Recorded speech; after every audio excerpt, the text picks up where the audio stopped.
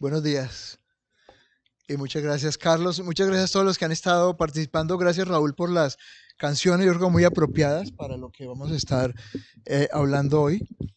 Si puedes, Nedel, poner la presentación. Eh, bueno, seguimos en la serie A la Mesa con Jesús. Ya hemos estado mirando en el Evangelio de Lucas las diferentes ocasiones en que Jesús se sentó a la mesa con gente, aún con sus enemigos, y como muchas de algunas de las enseñanzas más profundas del Evangelio vienen de esas conversaciones a la mesa con Jesús.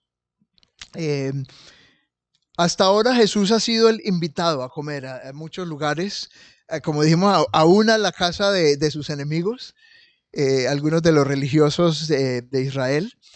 Y el domingo pasado vimos que incluso Jesús se autoinvitó. Puedes poner la siguiente.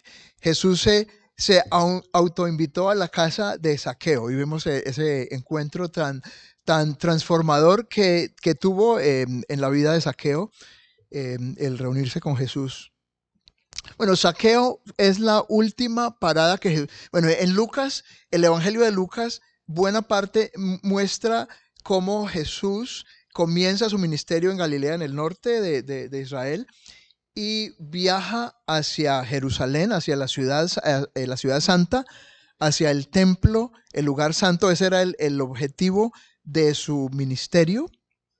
Y entonces Zaqueo, la casa de Zaqueo, digamos, es la última parada que Lucas narra antes de la entrada triunfal en Jerusalén, que celebramos hoy, el Domingo de Ramos. Y como la multitud entonces aclamaba a Jesús, diciéndole Hosana, al que viene en el nombre de Jesús, un día ciertamente muy especial.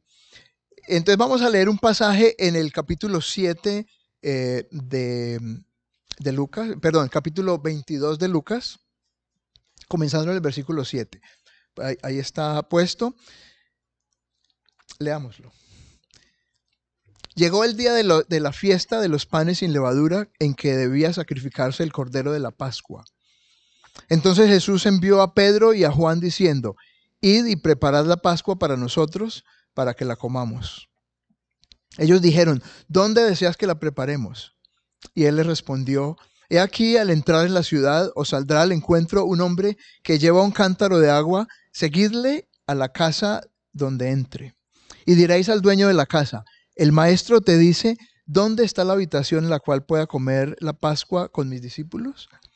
Entonces él te mostrará un gran aposento alto dispuesto.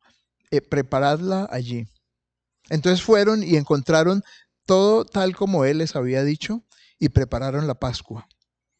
Cuando llegó la hora, se sentó a la mesa y con él los apóstoles, y les dijo: Intensamente he deseado comer esta Pascua con vosotros antes de padecer, porque os digo que nunca más volveré a comer hasta que se cumpla en el reino de Dios. Y habiendo tomado una copa, después de haber dado gracias, dijo: Tomad esto y repartidlo entre vosotros, porque os digo que de ahora en adelante no beberé del fruto de la vid hasta que venga el reino de Dios.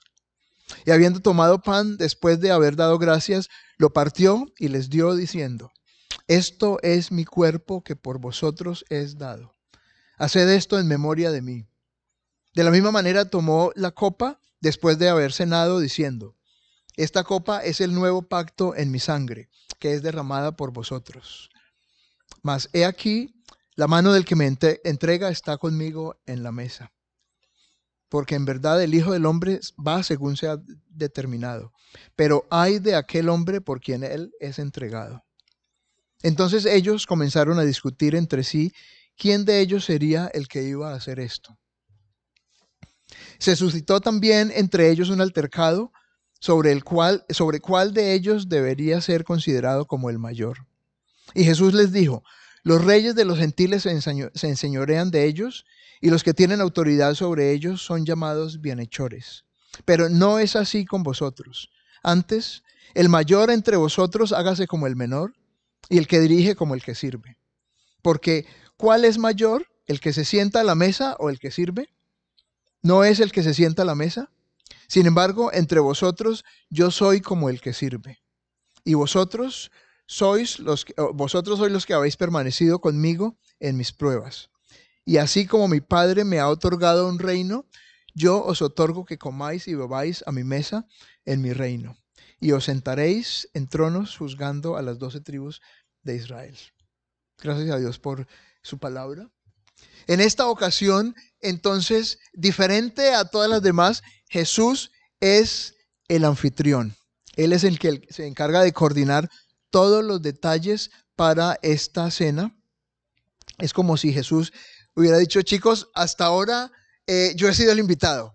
Ahora dejadme que yo os invite. Voy a invitaros a una cena especial.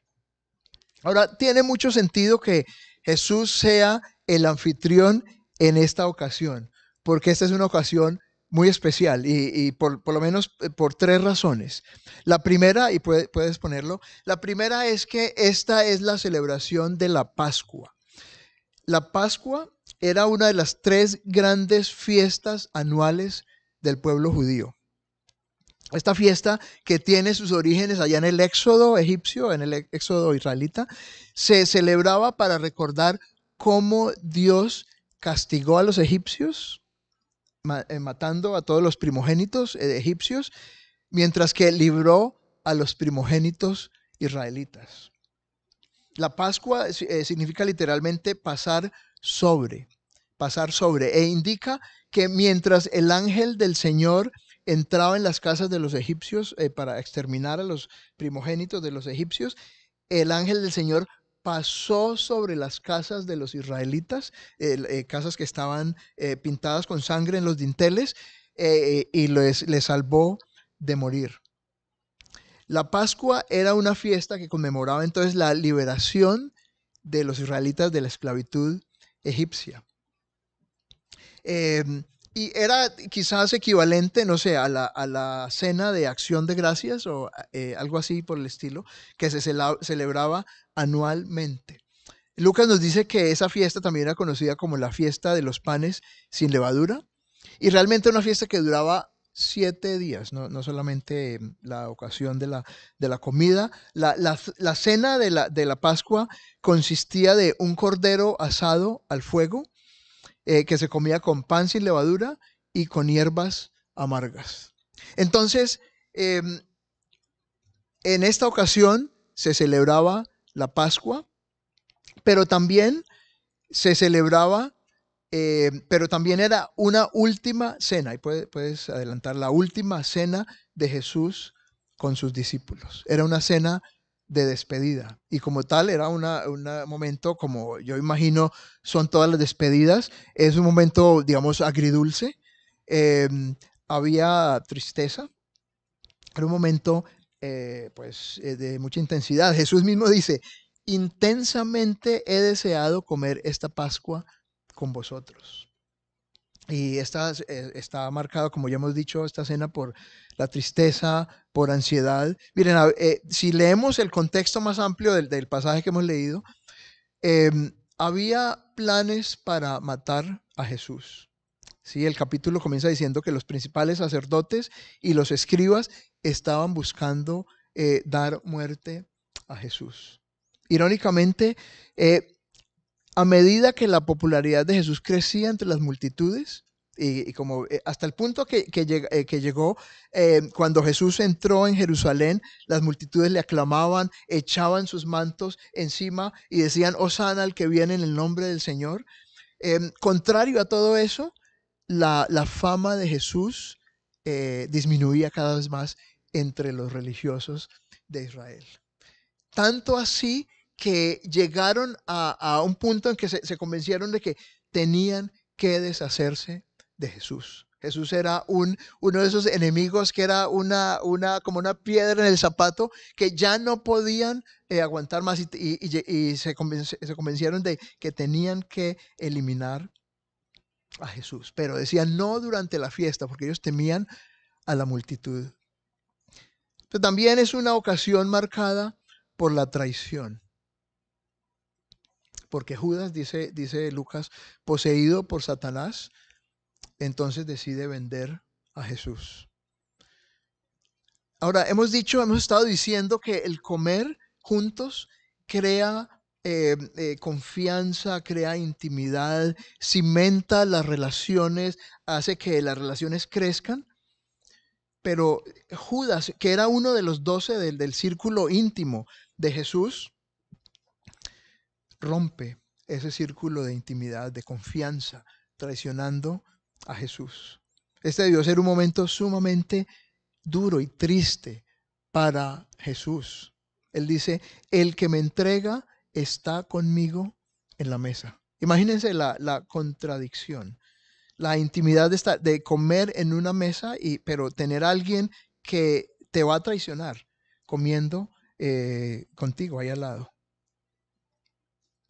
Entonces se celebra la Pascua, es la última cena de Jesús con sus discípulos, pero también esta ocasión es la primera cena, es la primera santa cena. Es el momento en que Jesús instituye la cena del Señor, que nosotros le llamamos Santa Cena. Yo creo que no es coincidencia, eh, porque para Jesús y sus discípulos la cena y esta celebración de la Pascua y la Santa Cena no solamente sustituye la Pascua, sino que es también como la Santa Cena es el cumplimiento de la Pascua, que se había celebrado por generaciones y generaciones. La Santa Cena entonces sustituye y cumple esa Pascua. La Pascua que celebraba la liberación del pueblo israelita de la esclavitud era solamente una sombra de la salvación que Dios estaba trayendo a la humanidad a través del sacrificio de Cristo. Y yo sé que casi cada vez que se celebra la Santa Cena mensualmente, que lo hacemos nosotros, hay explicaciones, digamos, de qué significa la Santa Cena. Bueno, yo voy a volver a ahondar en eso. En primer lugar, la Santa Cena es una explicación. La Santa Cena es una explicación de lo que está a punto de acontecer en la vida y el misterio de Jesús. Llama mucho la atención que el evento central de la Biblia, como es y de nuestra fe cristiana, como es el sacrificio de Jesús en la cruz del Calvario, Jesús lo simboliza y lo explica mediante una comida. Jesús toma los elementos de la Pascua y se los apropia. Él dice, habla del cordero. En la Pascua se celebraba comiendo un cordero.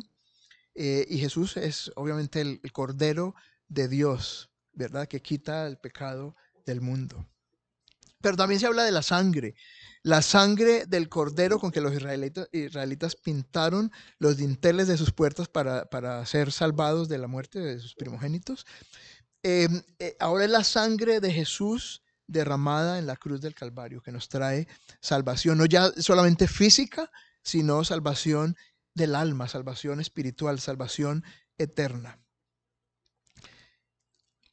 En un sentido, esto de la Santa Cena, el cuerpo y la vida de Jesús se convierten como en comida para nosotros, comida que nos nutre y que nos da vida. Jesús dice, les da el pan y dice, comed, este es mi cuerpo, bebed, esta es mi sangre. Y no estoy hablando aquí en el sentido católico de la transubstanciación. Pero miren lo que dice el apóstol Juan en su evangelio. Jesús dice, yo soy el pan de vida. Vuestros padres comieron el maná en el desierto y murieron. Este es el pan que desciende del cielo, para que el que coma de él no muera. Yo soy el pan vivo que descendió del cielo. Si alguno come de este pan, vivirá para siempre, y el pan que yo también daré por la vida del mundo es mi carne. Los judíos entonces contendían entre sí diciendo, ¿cómo puede éste darnos a comer su carne? Entonces Jesús les dijo, en verdad os digo, si no coméis la carne del Hijo del Hombre y bebéis su sangre, no tenéis vida en vosotros. El que come mi carne y bebe mi sangre tiene vida eterna, y yo lo resucitaré en el día final. porque mi carne es verdadera comida y mi sangre es verdadera bebida. El que come mi carne y bebe mi sangre permanece en mí y yo en él. Como el Padre que vive en mí, como el Padre que vive me envió y yo vivo en el Padre, asimismo el que me come, él también vivirá por mí. Este es el pan que descendió del cielo, no como el que vuestros padres comieron y murieron. El que come este pan vivirá para siempre. Entonces, Jesús es comida y bebida para nosotros. Jesús nos invita a un banquete en el que Él mismo es la comida. Pero la Santa Cena también es un memorial. Cada vez que comiereis este pan y bebiereis esta copa, dice Jesús, hacedlo en memoria de mí. En la Santa Cena recordamos el evento histórico que ocurrió hace más de 2000 años y la celebramos para que no olvidemos de dónde venimos, para que no olvidemos el precio de nuestra salvación. A nosotros no nos costó nada, pero a Jesús, el Hijo de Dios, le costó todo, le costó la vida. Y por eso entonces lo hacemos recurrentemente. Es una oportunidad de recordar y de reafirmar nuestra gratitud y nuestra lealtad a aquel que dio su vida por nosotros. Pero también la Santa Cena es anticipación. Habla de anticipación. 4 veces en este pasaje Jesús menciona el reino de Dios. Y dice Jesús que no volverá a comer la Pascua ni a beber el vino hasta que ésta se cumpla en el reino de Dios.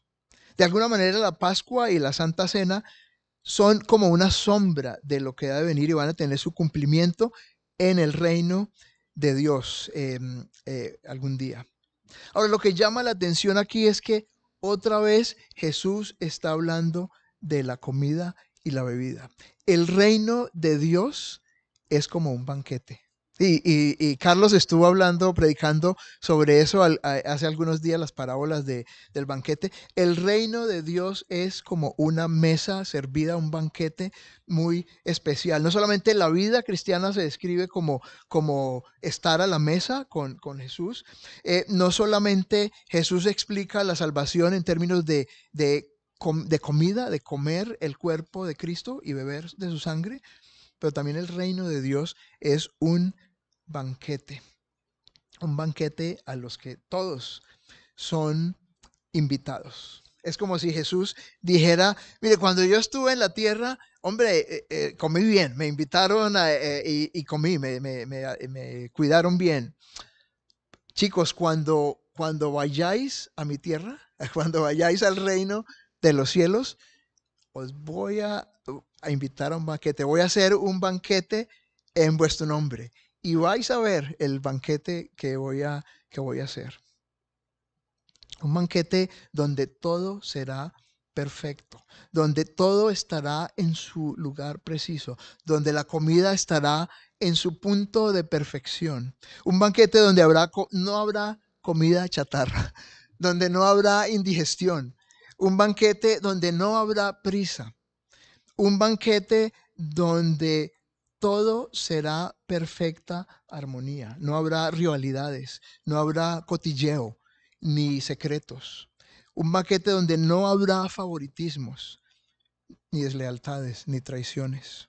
En fin, será un banquete en el que todo será perfecta comunión con Dios y entre los hijos de Dios. Y la Santa Cena nos invita a mirar y a anticipar esa realidad tan gloriosa y a imaginar lo que será ese banquete. E incluso nos invita a intentar vivir la realidad de ese banquete aquí y ahora. Y tristemente, de este lado de la eternidad, las cosas no son así. Y yo creo que Jesús es muy consciente de eso y Él entiende. Porque Él dice, él mismo dice, como ya hemos leído, la mano del que me entrega está conmigo a la mesa. Eh, esa es la triste realidad que vivimos. Jesús dice, en verdad el Hijo del Hombre va a ser entregado. Eh, pero hay de aquel hombre que lo entrega. Y dice entonces que Lucas que los discípulos comenzaron a discutir entre ellos quién era el que iba a entregar a Jesús. Seguramente esa discusión dio lugar a otra discusión y es ¿quién es el mayor entre nosotros? ¿Quién es el más importante? ¿Quién es el que se sienta más cerca de Jesús? El que tiene la mejor silla, al que le ponen la mejor carne, no sé. Eh, de este lado de la eternidad siempre estaremos expuestos a esas cosas, a fallar, al pecado, a la deslealtad, a la decepción, a la competencia. Siempre estaremos expuestos a lastimar y a ser lastimados. Y Jesús es muy consciente de ello, como ya hemos dicho. Sabe que las relaciones humanas, aún entre cristianos, están marcadas por el deseo de impresionar, el deseo de aparentar, el deseo de sobresalir, de imponer nuestra voluntad sobre otros. Por eso Jesús dice, los reyes de los gentiles se enseñorean de ellos. Y los que tienen autoridad, eh, a ver, que me he perdido. Eh, los que tienen autoridad sobre ellos son llamados bienhechores.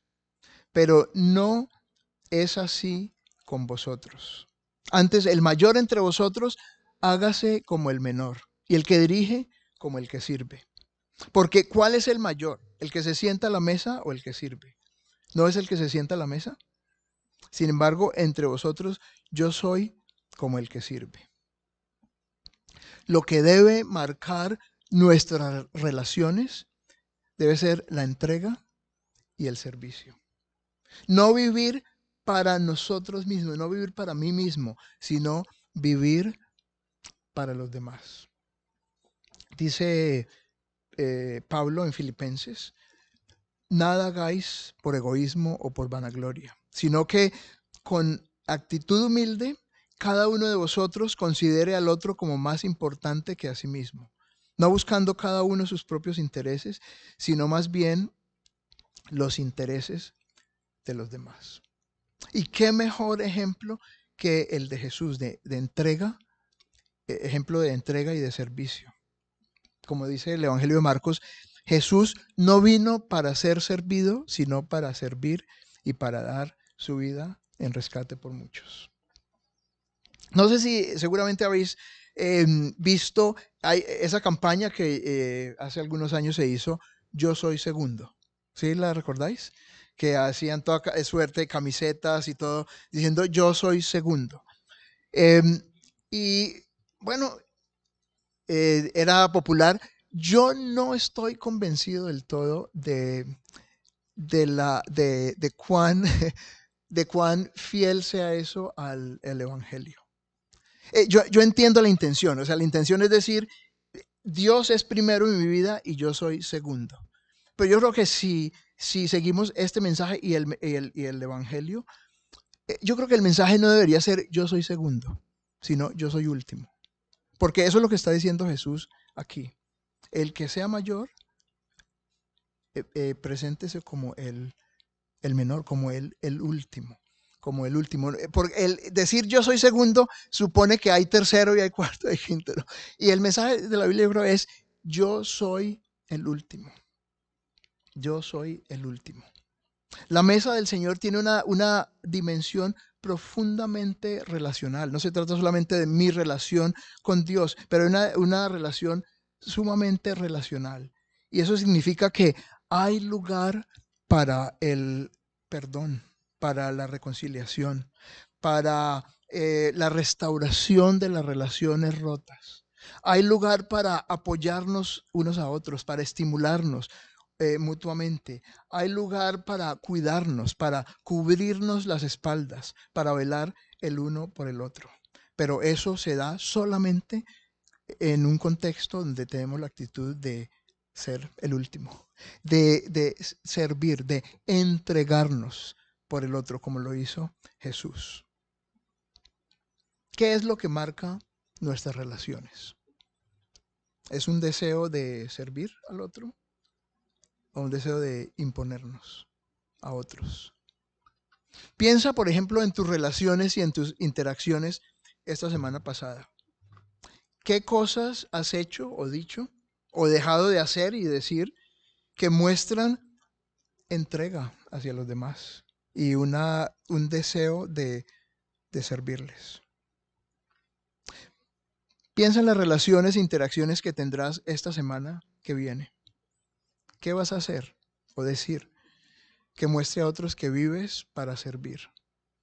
Que vives una vida de entrega a otros. Miren, hermanos, esto, servir, entregarse a otros, eso es el reino de Dios aquí y ahora. Eso es, venga tu reino, Señor.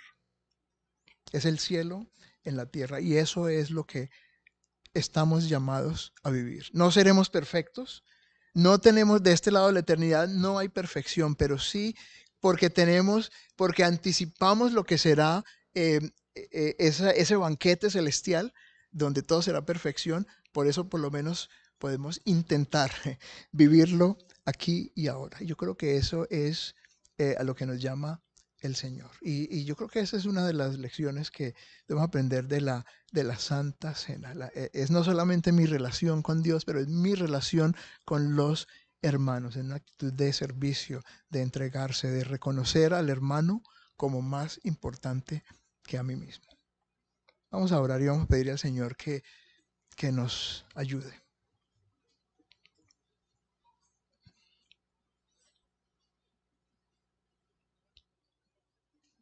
Señor, gracias que en ti tenemos el máximo ejemplo de entrega, Señor, de servicio. Gracias, Señor, que tenemos un Dios que sirve, un Dios que, como dice el himno, un Dios que muere por nosotros. Gracias, Señor, te exaltamos, te adoramos, Señor. Señor, enséñanos a vivir así también, a tener esa actitud de servir a los demás, de entregarnos por los demás, como tú lo has hecho, Señor. Ayúdanos, Señor.